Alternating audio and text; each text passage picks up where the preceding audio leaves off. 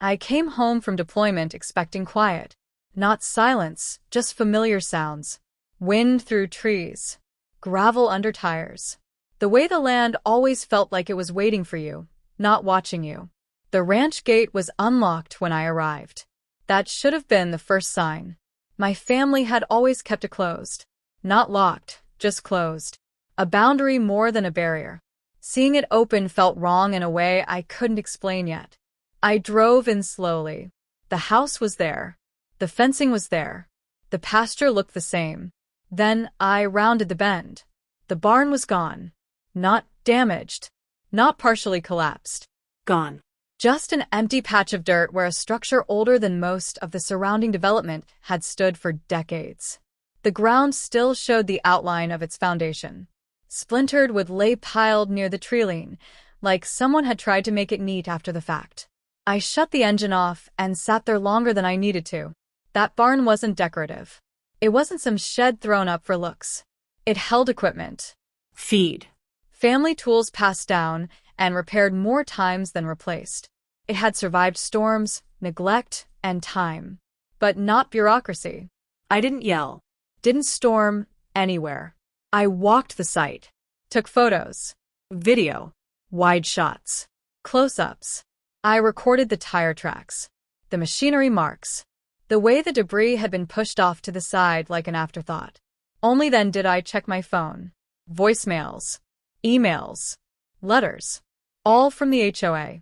They said the barn was non-compliant. That it violated updated community standards. That it posed a safety concern. They said notices had been sent while I was overseas. They said demolition was authorized. They didn't mention permission. The HOA had grown while I was gone. New board. New president. New confidence. The development had crept closer to my land, and somewhere along the way, they decided my absence meant opportunity. I called the number listed on the last notice. Karen answered. She spoke like this was routine, like she was reading from a checklist. She told me the barn didn't meet aesthetic guidelines, that it lowered community value, that enforcement action had been taken in good faith. I asked her a single question. On what authority? There was a pause. Not long, just long enough. She told me the HOA had jurisdiction over structures within the community boundary. I told her the barn wasn't in the community. She disagreed. I told her I'd be happy to review the documents showing otherwise. She said that wouldn't be necessary. That's when I knew this wasn't a misunderstanding. They hadn't checked. Or they had and ignored it. Either way, they destroyed a building on land they didn't own, while the owner was deployed and assumed it would go unnoticed. They were wrong. And they had no idea what they'd just committed themselves to fixing. The next morning, I drove straight to the county records office. Not angry. Focused. Because if someone tears down a structure on your land, the truth isn't in arguments. It's in documents. I asked for everything tied to my property. Plats, zoning maps, HOA boundary filings, enforcement permissions. The clerk didn't even need my name for long. She pulled the file, flipped through it, and stopped halfway. That barn, she said, was never under HOA authority. That was it. No gray area. No footnotes. The HOA boundary stopped almost half a mile short of the barn site. The structure predated the HOA by decades. It was grandfathered under county code and listed as an agricultural building, exempt from the standards Karen kept referencing. I asked about demolition permits. There were none. No emergency order. No safety condemnation. No authorization of any kind. Just a private group deciding they could act like a government. I requested copies. Certified ones. Then I made a call to my insurance company, not to file a claim, but to document the loss. They took photos, measurements, valuations. The adjuster asked one question that stuck with me. Do you know who authorized this? Yes, I said. And they're about to. Back at the ranch, I found more evidence. Contractor tape, still half buried in dirt. A business card from a demolition company stuck to a board. I called them. They remembered the job. They said the HOA hired them, provided written authorization, claimed ownership jurisdiction, paid in full. They never asked for proof of ownership. That detail mattered.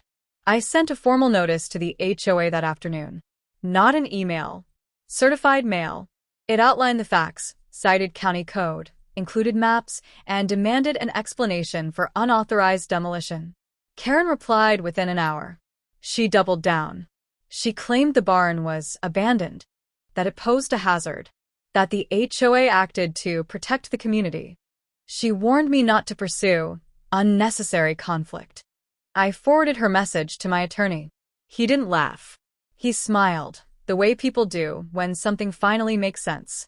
Unauthorized demolition, he said. While the owner was deployed. That's not a dispute. That's liability. He told me not to respond further. So I didn't. Because at this point, the HOA wasn't defending a decision. They were documenting their mistake. The HOA went quiet after that. No emails. No follow-ups. No community notices. Silence can mean confidence or fear. In this case, it was the second.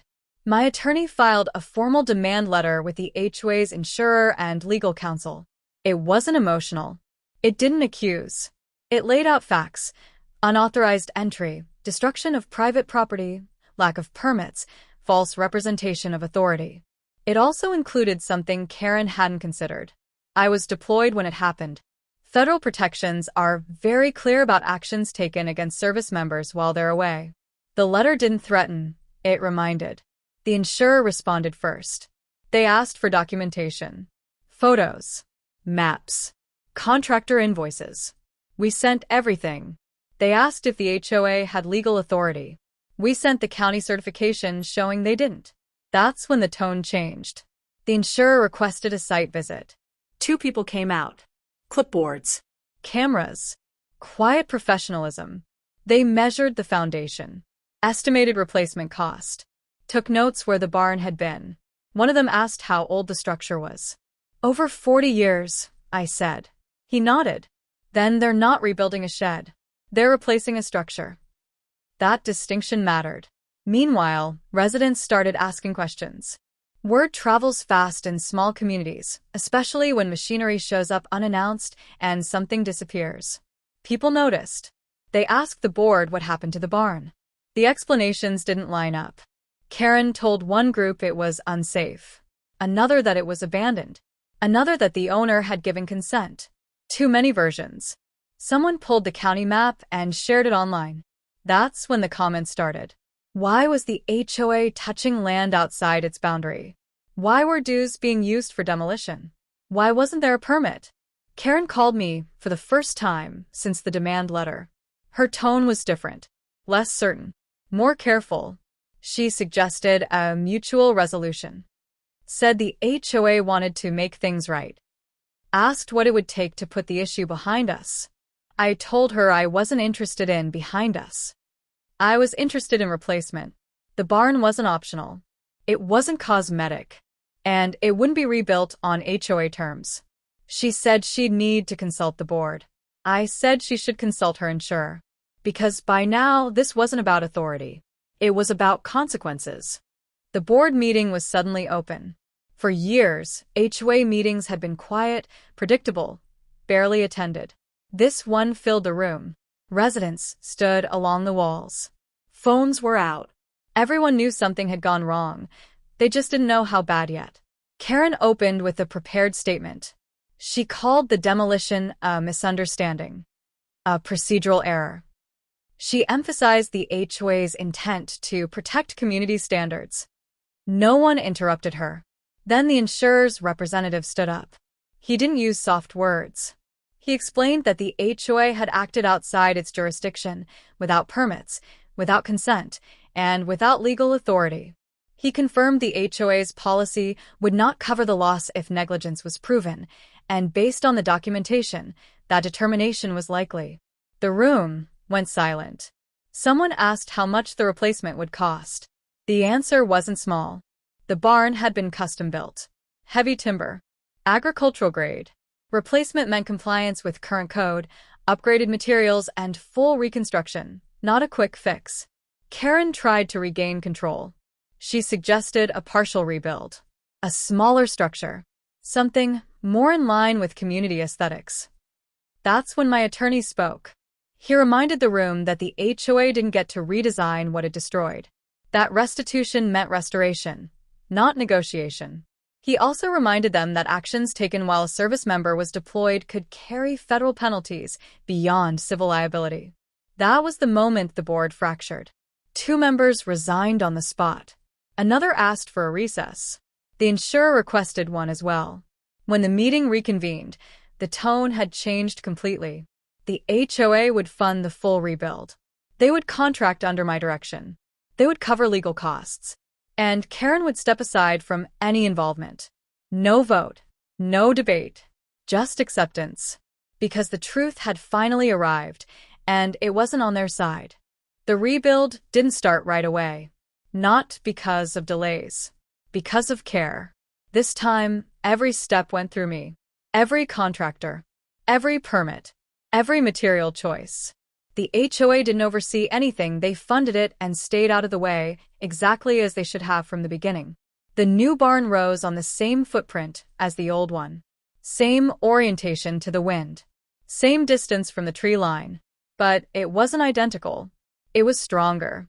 Modern code required better foundations, reinforced framing, fire-resistant materials. What they destroyed out of convenience came back improved by accountability. No one called it a community project. No ribbon cutting. No announcements. Just quiet construction and quiet compliance. Karen was gone by then. She didn't resign publicly. She simply stopped appearing. Another board member took over, someone who spoke less and listened more. Residents adapted. Some apologized. Others avoided the topic. A few thanked me quietly for standing up to something they'd been afraid to challenge themselves. The land didn't care. The pastures stayed green. The fence lines held. The creek flowed like it always had. The barn stood where it always belonged, not as a symbol of conflict, but of correction. I never sued. I didn't need to. The rebuild, the costs, the record, all of it said enough. The HOA learned something they couldn't undo. Authority doesn't come from proximity. It comes from permission. And permission, once violated, isn't easily regained. When I finally locked the barn doors and walked away, the place felt whole again. Not because something was new, but because something wrong had been set right. That's the thing about land. It remembers. And now, so will they.